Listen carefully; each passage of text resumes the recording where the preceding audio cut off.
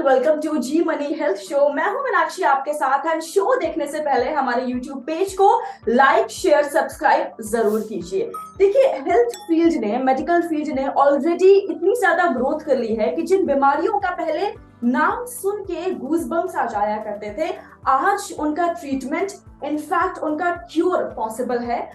आज मैं जिस बीमारी के बारे में बात करने जा रही हूँ वो है क्लेफ्ट लिप सर्जरी। यस, और इस बीमारी को कवर करने के लिए हमारे साथ हैं डॉक्टर दीपक कालिया, जो कि एक प्लास्टिक सर्जन हैं and doctor Kalia's Novena clinic में पिछले 12 साल से प्रैक्टिस कर रहे हैं। Hello doctor, welcome to the show. Sir, सबसे पहले मुझे आप ये बताइए कि सरल भाषा में क्लेफ्ट क्या होता है? क्लेफ्ट का मतलब होता है कि गैप है कहीं पे। नॉर्मली क्लेफ्ट लिप में क्या होता है कि जब आपकी डेवलपमेंट हो रही है बच्चे की, मदर की वॉम में, तो जो फेशियल जो स्ट्रक्चर बन रहे होते हैं तो वो आपस में जुड़ नहीं पाते, जिसकी वजह से जब वो गैप रह जाता है तो उसको हम क्लेफ्ट लिप कहते हैं या क्लेफ्ट कहते हैं। अच्छा, और डॉक्टर ये होता क्यों? जैसे कई जगह मैंने आर्टिकल्स पढ़े थे कि क्या जो मदर्स डायबिटिक होती हैं उनके बच्चे को होने की चांसेस बढ़ जाती हैं, या फिर ये जीन्स की वजह से होता है? इट इज बेसिकली कॉम्बिनेशन होता है कई चीजों का, और ये जेनेटिक की वजह से होता है। कई बार जो मदर एनवायरनमेंट है, जैसे वो क्या खा रही है, क्या कभी डेफिशिएंसीज हैं, मतलब डाइटरी डेफिशिएंसीज हैं, उनकी वजह से कई बार वो कुछ एक्स्ट्रा मेडिसिन ले लेती हैं जो उनको पता नहीं होता, उनकी वजह से उनको ये क्लेफ्ट, बच्चे को क्लेफ्ट होने के चांसेस ज्यादा होते हैं। मतलब प्रेगनेंसी के दौरान खाने पीने का बहुत ख्याल रखना चाहिए। क्या मेडिकेशंस ले रहे हैं उसका भी प्रॉपर अच्छी तरीके से पूरा ख्याल रखना चाहिए। ये डेवलपमेंटल मालफॉर्मेशन है, तो जो भी आप खाएंगे पिएंगे तो उसका डायरेक्टली फर्क पड़ता है। क्या ऐसा भी होता है कि किसी चीज से एक्सपोजर हो जाए सपोज, तो उसकी वजह से टेंडेंसी बढ़ जाती है कि बच्चा क्लेफ्ट लिप की वजह से, मतलब डिफॉर्मिटी हो सकती है उसे? रेडिएशन एक्सपोजर जो होता है उसको अवॉइड करना चाहिए, मतलब प्रेगनेंसी सो में, मतलब बहुत सारी प्रिकॉशंस होती हैं जो डॉक्टर्स जो है वो गायनेकोलॉजिस्ट हैं फीमेल को बता कुछ हैं, उनके एक्सपोजर को बिल्कुल अवॉइड करना चाहिए। अच्छा अच्छा अच्छा, बहुत सही बात कही आपने। एंड डॉक्टर, क्या प्रेगनेंसी के दौरान इसे हम डायग्नोज कर सकते हैं या फिर पॉसिबल नहीं है? प्रेगनेंसी में इन द सेकंड और third trimester you can diagnose. अगर आप प्रॉपर अल्ट्रासाउंड करवाते हैं या रेडियोलॉजिकल इन्वेस्टिगेशन से पता चल जाता है, बट सिंस ये कोई इतनी सीरियस प्रॉब्लम नहीं होती है तो इसको बहुत ज्यादा इम्पोर्टेंस नहीं दी जाती, क्योंकि इट इज करेक्टेबल। अच्छा अच्छा, कुछ ऐसा नहीं है जिसको कोई न्यूरोलॉजिकली कोई प्रॉब्लम हो रही हो बच्चे को, या कुछ बहुत ज्यादा सीवियर डेवलपमेंटल, ऑल्दो चांसेस होते हैं कि कई बार हार्ट की कोई प्रॉब्लम्स होती हैं, नर्व्स की प्रॉब्लम होती है, ब्रेन की प्रॉब्लम होती है, तो नॉर्मली जो फोकस होता है मेनली उनके तरफ होता है। ये जो एक प्रॉब्लम है ये करेक्टेबल प्रॉब्लम है, तो इसके ऊपर मतलब डायग्नोज हो जाती है, बट हम इतना इस चीज को इतना वो हाइप नहीं करते, क्योंकि 3 महीने की बाद ही बच्चा चाहे तो सर्जरी करवा सकता है। अच्छा क्लेफ्ट लिप। अच्छा अच्छा सर, सर्जरी में कोई कॉम्प्लिकेशंस होने के चांसेस होते हैं? Like is it a normally major और अ माइनर सर्जरी? बेसिकली हम पहले बच्चे को एक 3 मंथ्स का होने की वेट करते हैं ताकि उसकी प्रॉपर मसल डेवलप हो जाए, उसका जो एनेस्थीसिया लेने की ताकत है वो बच्चे में हो। जितना बच्चा थोड़ा बड़ा होता जाता है उसके बाकी सारे किडनीज, लीवर सब कुछ नॉर्मल फंक्शन करना शुरू कर देता है, क्योंकि ये सर्जरी होती है फुल एनेस्थीसिया के अंडर होती है। तो हम जो भी ड्रग्स देंगे वो चाहेंगे कि वो उसके लीवर या किडनी से वो बाहर निकल जाए, तो हम, और सेकेंडली हम ये भी चाहेंगे कि उसकी जो मसल्स हैं वो प्रॉपर्ली डेवलप हो जाएं, ताकि क्योंकि जो गैप है जब हम उसको, उसमें मसल्स भी सेपरेट हुई होती है, तो मसल्स को भी हमें पास में लाके जोड़ना होगा। तो अगर मसल्स स्ट्रांग हो जाएंगी तो हम उसको होल्ड करना आसान होगा। तो 3 मंथ्स की एज पर हम जो है सर्जरी प्लान करते हैं। अच्छा, एंड पोस्ट और कोई खास मतलब मुश्किल नहीं होती है कि इसकी कोई खास complication, it is commonly perform procedures.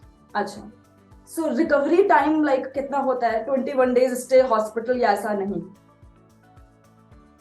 नहीं, ऐसा नहीं है। पेशेंट को हम नॉर्मली, अगर बच्चा है तो हम 2-3 दिन में डिस्चार्ज कर सकते हैं और आफ्टर 5 to 7 डेज के बाद स्टिचेस रिमूव के लिए बुला सकते हैं। उसके बाद क्लेफ्ट लिप जो है वो एक पार्ट ऑफ स्पेक्ट्रम है बेसिकली। साथ में कई बार क्लेफ्ट पैलेट भी होता है। हाँ। और बहुत सारी मालफॉर्मेशन होती हैं।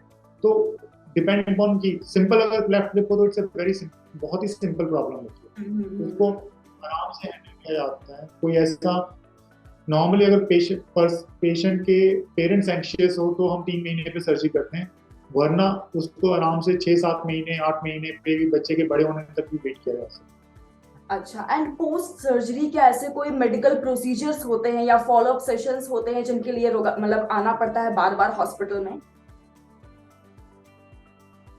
अगर तो सिर्फ क्लेफ्ट लिप है, क्लेफ्ट पैलेट नहीं है, तो फिर तो क्लेफ्ट के साथ तो कोई ऐसा इतना बड़ा नहीं होता। बट अगर क्लेफ्ट पैलेट है साथ में तो उसके बाकी सारा जैसे फेस की जो बोन है उसमें भी डिफॉर्मिटीज होती हैं, तो उसके लिए बाद में कंटिन्यूअसली पैलेट की रिपेयर के लिए आना पड़ता है। फिर बाद में उससे स्पीच थेरेपी के लिए आना पड़ता है। और कई बार अगर फेस की अगर बोन की प्रॉब्लम हो तो, और दांतों की प्रॉब्लम भी साथ में होती है अगर क्लेफ्ट पैलेट हो, तो उसके लिए उसे डेंटिस्ट के पास, ऑर्थोग्नेथिक सर्जन के पास, तो वो एक कंटिन्यूअसली काफी लंबा प्रोसीजर चलता है। जब तक बच्चा 17-18 साल तक का नहीं हो जाता तब तक उसे छोटे छोटे माइनर प्रोसीजर्स होते रहते हैं। बट अगर क्लेफ्ट लिप है तो वो सिंपली मतलब 3 महीने में आपने सर्जरी कर दी या 6 महीने में आपने सर्जरी कर दी, उसके बाद कोई ऐसा वो नहीं। उसके साथ दांतों की या अंदर तालू की और या फेस की बोन की कोई ऐसी मालफॉर्मेशन नहीं होती। अच्छा, तो सर कितने टाइप के होते हैं? जैसे कि आप कह रहे हैं कई बार दांत भी इन्वॉल्व हो जाते हैं, कई बार सिर्फ क्लेफ्ट लिप होता है, कई बार ऊपर का पैलेट इन्वॉल्व होता है, तो ये कितने टाइप्स के होते हैं? जो क्लेफ्ट लिप है वो तो बेसिकली नॉर्मली 3 तरह का ही हम कहते हैं कि एक तो बहुत ही माइनर फॉर्म में होता है जिसमें पता भी नहीं चलता, मसल में ही सेपरेशन होती है, बट स्किन और लिप्स जो है आपस में जुड़े ही हुए होते हैं। तो कोई प्लास्टिक सर्जन या कोई जो इसके बारे में नॉलेज रखता है वही बता सकता है कि इसको ये प्रॉब्लम है। ठीक है। इनकम्प्लीट क्लेफ्ट लिप होता है और कंप्लीट क्लेफ्ट लिप होता है। तो इनकम्प्लीट और कंप्लीट क्लेफ्ट में कोई इतना वो नहीं है। बट साथ में कई बार क्लेफ्ट लिप एंड पैलेट होते हैं, तो उसमें भी complete cleft lip palate, complete cleft lip palate, तो ये एक स्पेक्ट्रम ऑफ डिजीज है।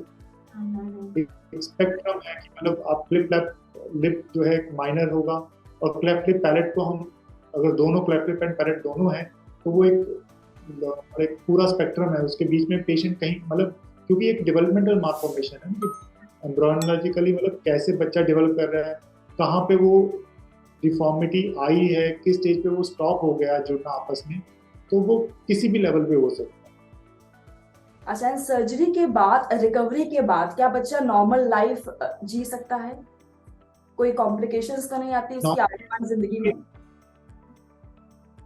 क्लेफ्ट लिप में कोई ऐसी नॉर्मल कॉम्प्लिकेशन नहीं आती। कई बार वो पेशेंट कॉस्मेटिकली जो है वो अपनी सर्जरी 15-16 साल के बाद रिवाइज करवाता है। अच्छा। कई बार उसे लगता है कि मेरा स्कार ठीक नहीं है। कई बार होता है कि बायलेटरल क्लेफ्ट लिप होता है, तब उसका होता है कि लिप छोटा रह जाता है। तो कॉस्मेटिक सर्जरी अगर बंदा बाद में कराना चाहे तो 15-16 साल या जब वो मतलब एडल्ट में पहुंचता है तो वो दोबारा करवाता है या करवाना पसंद करता है। अदरवाइज नॉर्मली क्लेफ्ट लिप में ऐसी कोई प्रॉब्लम नहीं है।